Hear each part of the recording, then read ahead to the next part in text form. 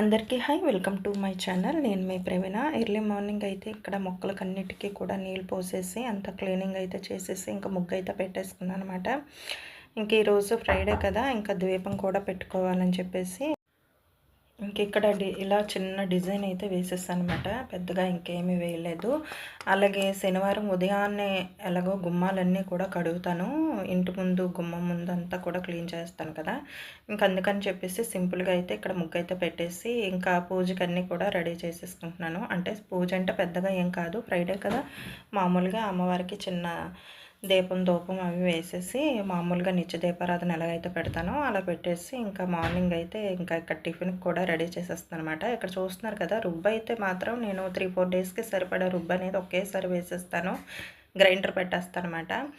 అది ఇడ్లీ రుబ్బు అయినా దోశల రుబ్బు అయినా సరే, ఇడ్లీలు సాఫ్ట్గా రావాలంటే కనుక నాదొక టిప్ ఏంటంటే, మనం పప్పు అయితే నానబెడతాం కదండి, అప్పుడు అందులో 1 స్పూను లేదా 1/2 స్పూన్ మెంతులు అనేది వేసేస్తే కనుక బాగా మంచి టేస్ట్ వస్తుంది. అలాగే 1 స్పూను రుబ్బేటప్పుడే 1 స్పూను అటుకులు అనేది వేసుకుంటే ఇంకా స్పాంజ్ లాగా వస్తాయన్నమాట ఇడ్లీలు. అయితే దోశల రుబ్బు ఇలాగ దోశలు అయితే స్పాంజెస్ లాగా వస్తాయన్నమాట. ఎంత బాగా వస్తాయంటండి, టేస్ట్ కూడా చాలా చాలా చాలా బాగుంటుంది.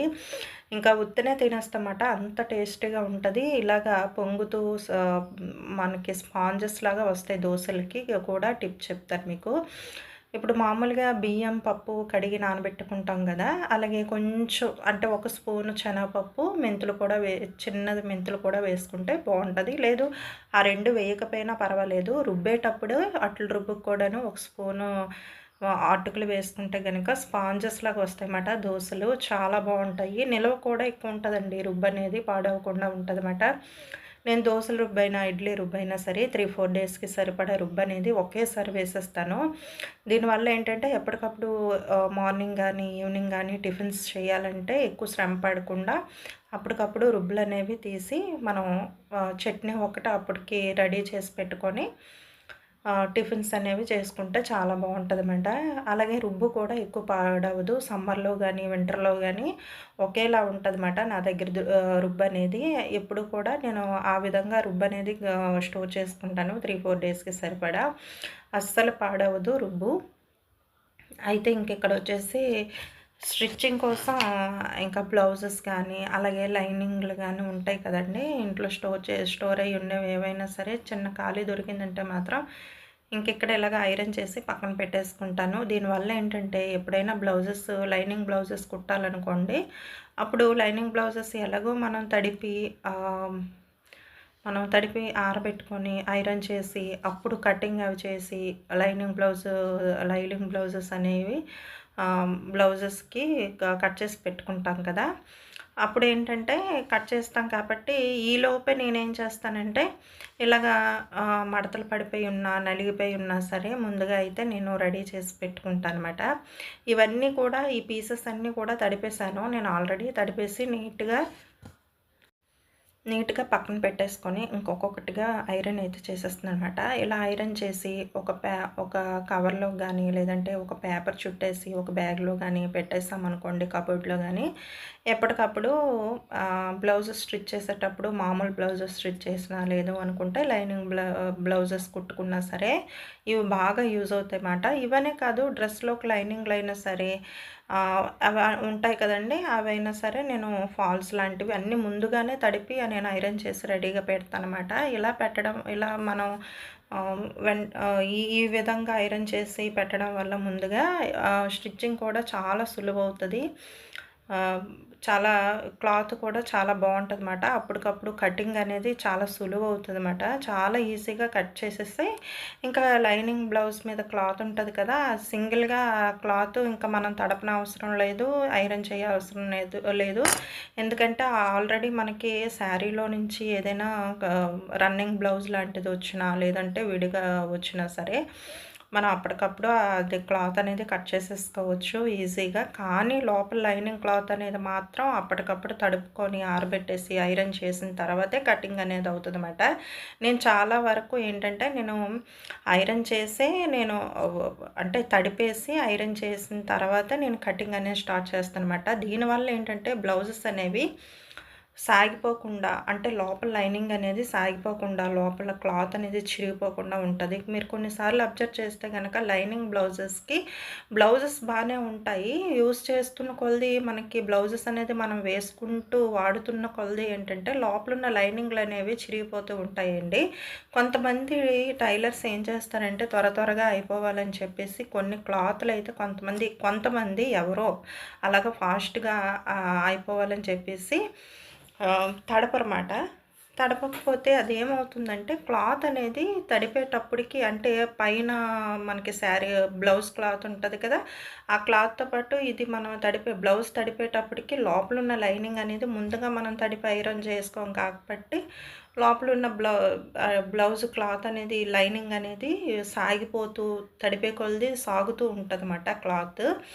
అప్పుడు చిరిగిపోవడానికి అవకాశం ఉంటది. అప్పుడు పైనున్న బ్లౌజ్ క్లాత్ అనేది బానే ఉంటది గానీ, లోపలున్న లైనింగ్ అనేది చిరిగిపోతూ ఉంటదన్నమాట. ఆ విధంగా ఉండకూడదనుకుంటే గనక ఇంట్లో ఎవరైనా మిషన్ కుట్టుకునే వాళ్ళు ఉంటే గనక లైనింగ్ లాంటివి లేదు అనుకుంటే మనం పేరంటాలకి వెళ్తూ ఉంటాం కదా! తాంబూలానికి ఇచ్చిన జాకెట్ ముక్కలు కూడా ఎక్కువ ఉంటాయి. జాకెట్ ముక్కలన్నీ కూడాను కొంచెం క్లాత్ అనేది దళసరిగా ఉండదండి. పలుచగా ఉంటది. పలుచగా ఉంటది కాబట్టి నేను చాలా వరకు లైనింగ్ బ్లౌజెస్‌కి ఆ క్లాతే యూజ్ చేస్తానన్నమాట. అంటే లైనింగ్ కింద ఇంకా బ్లౌజ్ పీసెస్ లైనింగ్ కింద పెట్టేస్తూ ఉంటాను. ఎందుకంటే కొన్ని బ్లౌజ్ పీసెస్ అనేవి అంత మరీ ఏం థిక్‌గా ఉండవు. అంత పల్చగా కనిపిస్తూ ఉంటాయన్నమాట. అలాంటప్పుడు ఏంటంటే ప్లెయిన్ బ్లౌజులు కుట్టుకోవడానికి మన స్కిన్ అనేది కనిపించేస్తూ ఉంటది కాబట్టి, నేను లైనింగ్ బ్లౌజెస్ కోసమే అది ఎక్కువగా యూజ్ చేసేస్తూ ఉంటానన్నమాట. ఇప్పుడొచ్చిన బ్లౌజ్ పీసెస్ ఏంటంటే, నేను వేసుకున్నాను చూడండి. ఇప్పుడు మనకి ఇలాగ డిజైన్ వచ్చిన బ్లౌజ్ పీసెస్ అయితే మాత్రం కొంచెం థిక్‌గా ఉంటాయి. ఇప్పుడు నేను వేసుకున్న బ్లౌజ్ ఉంది కదా! అలాంటి క్లాత్స్ అయితే మాత్రం బావుంటాయి కాబట్టి మామూలుగా మామూలు బ్లౌజెస్ కింద కుట్టుకున్నా సరిపోద్ది కట్ చేసి. కానీ వీలైనంత వరకు ప్లెయిన్ బ్లౌజెస్ అనేవి ఏవైనా మంచి పట్టు శారీస్‌లోకి రన్నింగ్ బ్లౌజెస్ వస్తాయి కదా! వాటిలో గానీ విడిగా వచ్చిన లైనింగ్ బ్లౌజెస్ కానీ ఈ బ్లౌజ్ పీసెస్ అనేవి యూజ్ చేసేస్తూ ఉంటాను లైనింగ్ కింద. అలాగే ఇంకొక లైనింగ్ కింద కూడా ఉన్న ఆహ్, లై బ్లౌజ్ పీసెస్ అవి కూడాను ముందుగా తడిపేసి ఇలాగ ఆరబెట్టేసి ఐరన్ చేసేసుకుంటూ ఉంటాను. ఇవే కాదు నాకు వీలైనంత వరకు నేను రోజు యూజ్ చేసే ఇప్పుడు బ్లౌజెస్ కానీ, డ్రెసెస్ లాంటివి ఉంటాయి కదా! శారీస్ గానీ, అవన్నీ కూడాను ఏంటంటే అప్పుడప్పుడు నాకు ఎప్పుడైనా ఖాళీ దొరికిందనుకుంటే గనక అవి ఐరన్ చేసి పక్కన పెట్టేస్తాను. దీనివల్ల ఏంటంటే మనకి మనీ కూడా సేవ్ అవుతదన్నమాట. మనం బయటకిచ్చి ఐరన్ చేయించుకునే కన్నా ఇప్పుడు మగవాళ్ళు అనుకోండి షర్ట్ కాలర్లు అవన్నీ మనం అంటే వీలైనంత వరకు చిన్నవంటే మనం ఐరన్ చేసేస్తాం గానీ రోలింగ్ శారీస్ అవన్నీ లాంటివి ఉంటాయి కదా! అవన్నీ మనం బయటకిచ్చుకుంటాము. కానీ వీలైనంత వరకు మనం డైలీ వేర్ యూజ్ చేసుకునేవి టెంపుల్స్‌కెళ్ళేవే గానీ లేదనుకుంటే మన మామూలు పట్టు చీరలు లాంటివి ఉంటాయి కదా! ఏవైనా చిన్న వర్క్ శారీస్ లాంటివి అలాంటివి ఏవున్నా కాటన్ శారీస్ లాంటివి అలాంటివి ఏవున్నా సరే నేను వెంటనే ఐరన్ చేసేసుకొని కబోర్డ్‌లో గానీ, బీరువాలో గానీ సర్దేస్తూ ఉంటానన్నమాట. దీనివల్ల ఏంటంటే మనీ సేవ్ అవుతది. ఎప్పుడైనా ఎక్కడికైనా వెళ్ళాలన్నా సరే వెంటనే తీసి మన క్లాత్ కూడా పాడవకుండా నీట్‌గా ఉంటదన్నమాట. అయితే మనకి టైము సేవ్ అవుతది. మనీ కూడా సేవ్ అవుతది. అందుకని చెప్పేసి నేను ఏమాత్రం ఖాళీ దొరికినా సరే ఇలాగ లైనింగ్ క్లాత్‌లు, బ్లౌజెస్ లాంటివి ఏవైనా ఉన్నా సరే తడిపేసి ఒకసారి ఐరన్ చేసేసి అప్పుడు కటింగ్ ప్రాసెస్ అనేది స్టార్ట్ చేస్తానన్నమాట. ఇంకిక్కడ మిగిలిన బ్లౌజ్ పీసెస్ అనేవి కొంచెం పెండింగ్ ఉన్నాయి. అంటే మొన్న మీకు చూపించాను కదా! ఒక 10 బ్లౌజ్ పీసెస్ అన్నీ కూడా స్టిచ్ చేశాను. ఇంకొక 2 ఉన్నాయన్నమాట. అవి కూడా స్టిచ్ చేసేస్తే ఓ పనైపోద్దని చెప్పేసి దొరికిన కొంచెం సమయంలోనే ఇలాగా అదే ఇంకా ఇవి కుట్టడం అయితే స్టార్ట్ చేసేసాను.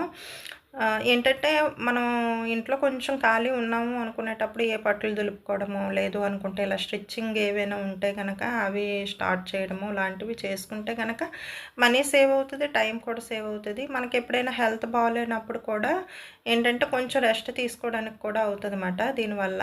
అని నేను ఎప్పుడు కూడాను నాకు ఓపిక, వీలు ఉన్నంత వరకు నాకు తెలిసే ఉపయోగపడే అన్ని పనులు కూడా చేసేసుకుంటానన్నమాట. దీనివల్ల ఏంటంటే ఎప్పుడైనా సరే మనం బయటకు వెళ్ళాలనుకున్న హెల్త్ బాగోలేకపోయినా అలాంటప్పుడు మనం రెస్ట్ తీసుకున్నా మనకి టైం అనేది కలిసొస్తది. అలాగే పనులు కూడా మనకు కలిసొస్తాయన్నమాట. ఇంకా అందుకని చెప్పేసి చిన్న చిన్నవి ఏమున్నా సరే పెండింగ్ ఉంచడానికి నేను అస్సలు ఇష్టపడను. వెంటనే కూడా అప్పటికి ఇంట్లో పనులు గానీ, ఏవైనా మనకి అర్జెంట్ పనులు ఏమున్నా సరే వీలైనంత వరకు నేను అవి ఫినిష్ చేసేయడానికే చూస్తానన్నమాట. అలా అయితే గనక మనం పననేది ఎక్కువ కాకుండా ఉన్నంతలోనే మనకి పని ఎక్కువ కాకుండా అది కొంచెం ఫాస్ట్‌గా చేసేసుకొని కొంచెం ఫ్రీ అవ్వడానికి బావుంటదన్నమాట. అలాగే మనీ కూడా సేవ్ అవుతదండి దీనివల్ల.